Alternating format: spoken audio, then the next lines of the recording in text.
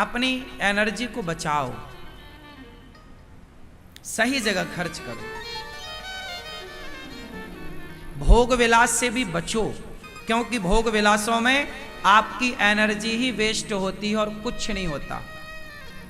आपको लगता है कि बड़ा सुख मिल रहा है, मिलता नहीं है, आता नहीं है सुख, जाता है, जाता है। आप गवा रहे हैं, पा कुछ नहीं रहे हैं। पाने का तो केवल एक भ्रम है कि आपको सुख मिला, ये भ्रम है, मिलता मिलता नहीं है, केवल आपकी एनर्जी जाती है।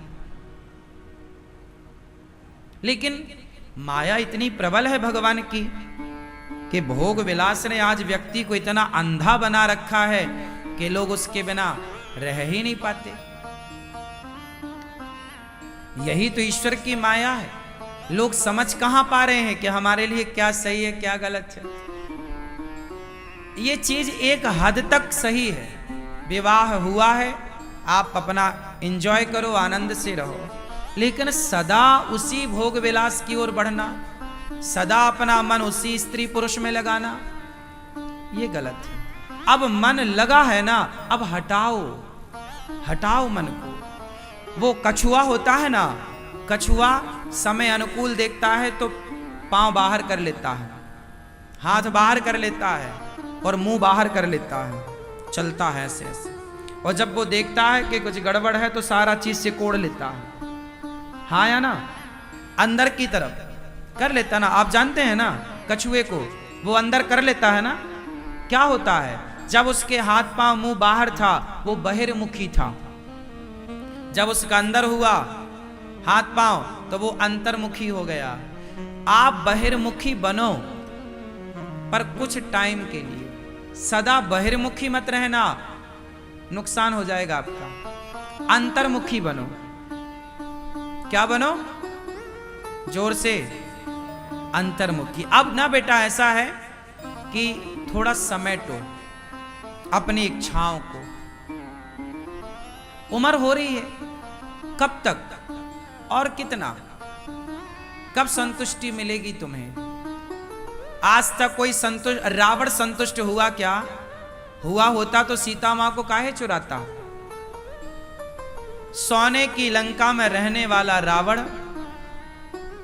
रावण की पत्नी मंदोदरी तो है, लेकिन मंदोदरी के अतिरिक्त हजारों पत्नियां हैं रावण की। किसी को भी उठा लाता है, किसी के भी साथ दुराचार करता है। उसने करोड़ों बार भोग विलास का काम किया होगा, लेकिन इतना करोड़ों बार वो सुख लेने के बाद भी क्या उस रावण का पेट भरा? भर गया होता तो सीता मां को काहे चुराता? तो जब पेट भरता ही नहीं है तो पेट भरने के पीछे भाग काहे रहे हो? इसलिए पेट किसी का भरा हो तो उसका नाम बताओ, तुम्हारा भर जाएगा। इसलिए समझदारी यही है कि मन को धीरे से सबसे निकालो और आप निकाल कर भगवान के चरणों में अपने मन को समर्पित कर दो। धीरे धीरे कछुए की तरह अंतर्मुखी बनो। अब बहिर्मुखी बहुत हो गया, गई बहुत थोड़ी रही। नारायण अब चेत, अब तो चेत जा, काल चिरैया चुग रही, निस दिन आयु खेत। बहुत चली गई, अब बची है, उसे भगवान में लगाओ। अपनी शक्ति को समाज की सेवा में लगाओ, अपनी एनर्जी को दीन दुखियों की सेवा में लगाओ। जो ईश्वर, देखो ये शक्ति ना क्षीण हो रही है रोज। आप 25 साल के हो ना, एनर्जी से भरे हो। 30 साल के हो ना, एनर्जी से भरे हो। 35 साल के हो ना, एनर्जी थोड़ा कम हो गई। 40 साल के हो ना, थोड़ी एनर्जी और कम हो गई। 50 साल के हो ना, एनर्जी आधी हो गई। 60 साल के हुए ना, एनर्जी बिल्कुल 75% घट गई, 25 बची। आप 80 के हुए ना, एनर्जी और कम। 90 के हुए ना, एनर्जी 10-5% रह गई, अब कुछ नहीं है। एक धक्का मार देगा कोई, लुढ़क जाओगे। ये प्रकृति ऐसे बनाती है, हमें डिजाइन करती है, समझो ना। समय के साथ आप कमजोर पड़ते हैं।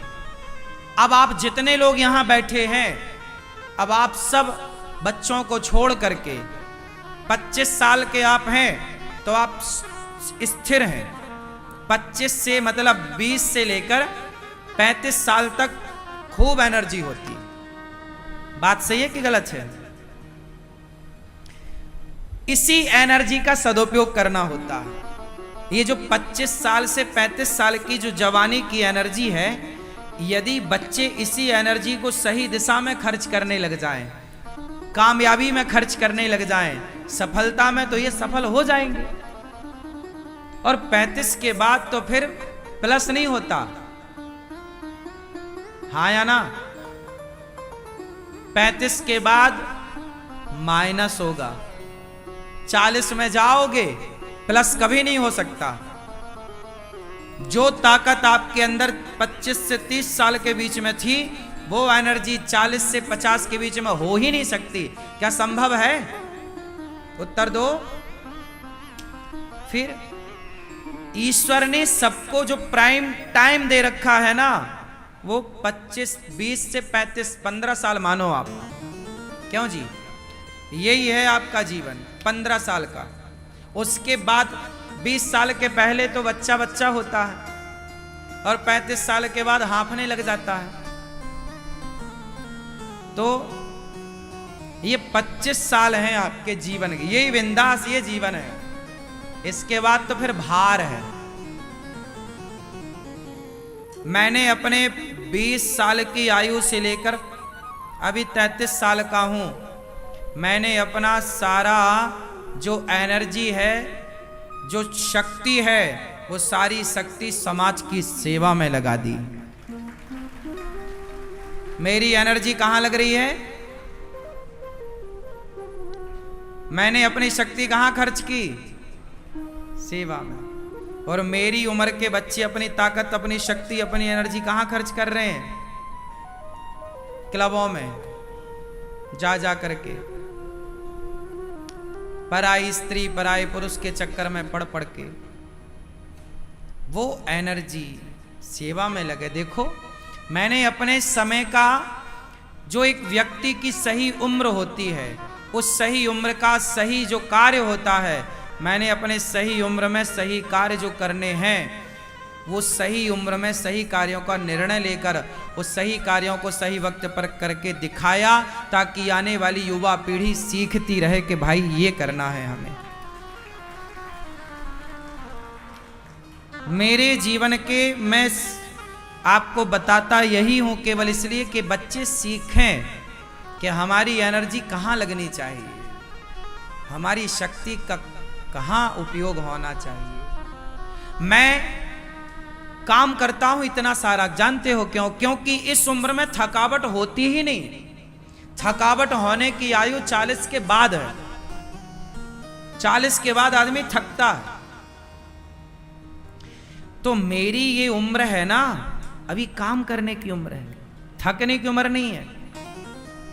इसलिए मैं दिन रात अपना काम करता हूं, क्योंकि इस उम्र का लाभ ले लो, क्योंकि ये उम्र तो जानी ही है। चाहे आप उपयोग करो तो जानी है, और उपयोग ना करो, ये जिंदगी आइसक्रीम की तरह है, चाहे स्वाद ले लो वरना पिघल जाएगी। ये जीवन भी आइसक्रीम है, या तो इसका स्वाद ले लो वरना ये जीवन जाएगा। आप कुछ करो मत करो, 40 के बाद आपका शरीर अलग हो जाएगा, हाँ या ना? तो उसके पहले का जो काम है, आप बहुत बड़ा जो आपको काम करना है, कर लो इस उम्र में। यही उम्र का सदुपयोग है। और ये मेरे उम्र के लड़के ना मेरे पे हंसते हैं, मुझे बड़ा इन पे हंसना आता है कि बेटा तुम्हारी उम्र में जो तुम कर रहे हो ना, ये सब हमने अपना अलग ही काम किया है। हमारी उम्र का हमने सदुपयोग किया है, और इस बात से आप कोई इनकार कर सकता है? अनिरुद्धाचार्य ने अपनी उम्र का सदुपयोग किया कि दुरुपयोग किया? बताइए। सदुपयोग है। जब मैं 25 साल का था तब मैंने वृद्धाश्रम बनाने का निर्णय लिया था,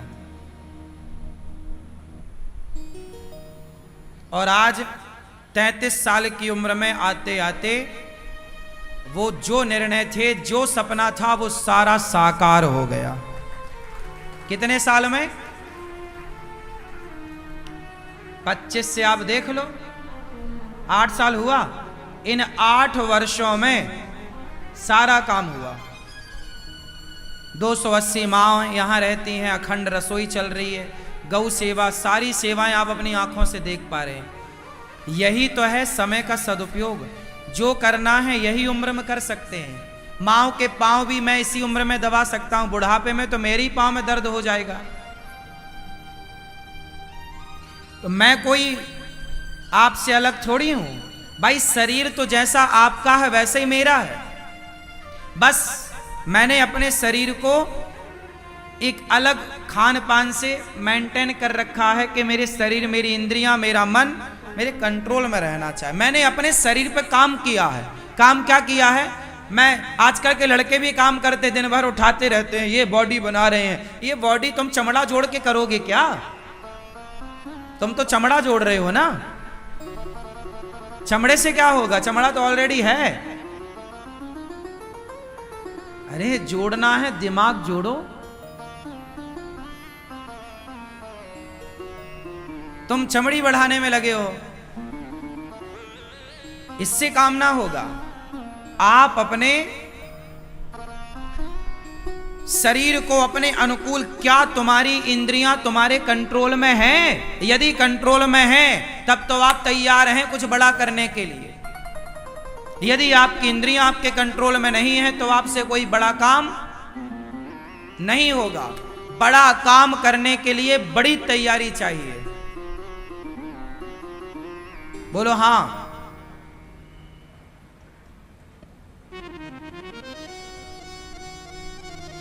आजकल के लड़के शादी करते हैं, सीधा हनीमून में निकलते हैं।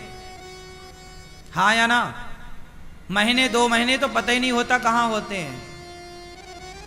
मेरा विवाह जब हुआ तो मेरे विवाह के पहले कथा लग चुकी थी, तारीख मैं दे चुका था कि आपके यहाँ के मैं कथा करूंगा। उस समय मैं गांव में जा करके कथाएं करता था। तो मेरे विवाह के पहले कथा लग चुकी थी, उसके बाद विवाह की तारीख फाइनल हुई। तो विवाह हुआ और विवाह के चौथे दिन मुझे जाना था। हाथ की मेहंदी नहीं छूटी, मैं अपने काम के लिए निकल गया। विवाह के कुछ ही दिनों में मैंने अपने काम को सबसे ऊपर रखा है। काम सबसे पहले। काम जब आप काम को सर्वोपरि रखते हैं तो वह काम आपको कामयाब कर देता है, सफल बना देता है। काम को आप फर्स्ट में रखिए। परिवार को भी आप रखिए, पर परिवार, यदि मैं काम और परिवार दोनों में यदि तुलना करूं तो परिवार को पहले रखना चाहिए। लेकिन मैं आपको सिर्फ ये बात बताना चाह रहा हूं कि मेरे जीवन में मैंने जिस उम्र में आज के लड़के अपना ऐशो आराम की जिंदगी में विश्वास करते हैं, उस समय मैंने सारे ऐशो आराम छोड़ के और अपनी मेहनत में ध्यान रखा, काम में ध्यान रखा। आज आप सबको अनिरुद्धाचार्य की सफलता दिख रही होगी, लेकिन अनिरुद्धाचार्य की सफलता के पीछे, इतने बड़े काम के पीछे जो संघर्ष है, जो मेहनत है, उसे देखने वाले लोग कम होते हैं। उसके पीछे की जो तपस्या है, उसके पीछे का जो त्याग है, उसके पीछे का जो बलिदान है, वो नहीं दिखता। जब आप इतना तपने को तैयार होंगे तब सफलताएं कदम चूमेंगी। सब कुछ करना पड़ता है। मुझे काम करने में कोई शर्म नहीं आती। मैं झाड़ू भी लगा लेता हूं, मुझे कोई शर्म नहीं है।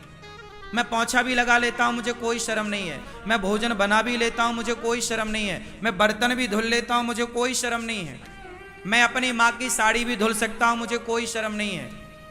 मैं अपने पिता के पांव में तेल लगाकर मालिश भी कर सकता हूं, कोई शर्म नहीं है। मैं वृद्ध माओं के पांव दबाता हूं, मुझे कोई शर्म नहीं है। मेहनत करने में, काम करने में क्या शर्म। बेईमानी करने में मुझे लाज आती है, मैं बेईमानी नहीं करता। चोरी करने में शर्म आती है, गलत काम करने में शर्म आओ, अच्छे काम करने में क्या शर्म। मुझे कोई भला काम करने में लाज नहीं आती। मैं सारे काम करने को, मैं नाली तक साफ कर लेता हूं। कबाड़ है, गंदी पड़ी है, कचरा भरा है, पानी भरा गंदा, नाली साफ करनी पड़े, मैं तुरंत तैयार हो जाता हूं नाली साफ कर, चलो मैं करता हूं। काम तो काम है ना। मैं ये थोड़ी कि बड़ा आप बड़े बन जाते हैं। आप आज समस्या, आज की युवा पीढ़ी की समस्या ये है कि जरा उसे पद प्रतिष्ठा मिली, जरा पैसा मिला, जरा नाम हुआ, फिर वो छोटे काम नहीं करता। एक बार आदमी बड़ा बनता है फिर छोटा नहीं बनता। जबकि हनुमान जी इतने बड़े हैं पर लंका गए तो छोटे से बन करके गए। सीखो मसक समान रूप कपिधरी, अति लघु रूप पवन सुत लीन्हा। छोटे बनने में बड़ा मजा है, बड़ा सुख है। जो छोटा बन सकता है वही बड़ा बन सकता है, जो छोटा नहीं बन सकता वो बड़ा कभी नहीं बन सकता। इसलिए आप अपने बच्चों को ये सब बताओ। मैं ये सारी बातें सिर्फ इसलिए बताता हूं कि आज का युवा कामयाब हो, सफल हो। और सफल होने के लिए ना धरा पे काम चाहिए, उतरना पड़ेगा। एक आदमी बिस्तर पे लेटा लेटा यूं यूं कर रहा था। किसी ने कहा क्या कर रहा है? बोले तैरना सीख रहा हूं, स्विमिंग सीख रहा हूं। अब बिस्तर में पड़ा पड़ा ऐसे ऐसे करे तो क्या स्विमिंग सीख सकता है? भाई स्विमिंग सीखने के लिए, तैराकी सीखने के लिए पानी में उतरना पड़ेगा। क्या बिना पानी में उतरे कोई तैराकी सीख सकता है, तैरना सीख सकता है? उत्तर दो, नहीं। उसी प्रकार बिना धरा में उतरे हुए आपको काम करने का अनुभव होगा ही नहीं। काम करना है तो उतरो, हानि लाभ फायदा नुकसान अपनी जगह सीखो।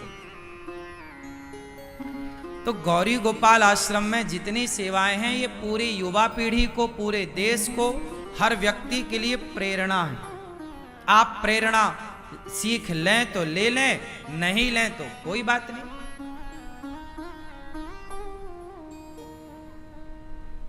दिन रात की आप मेहनत करें।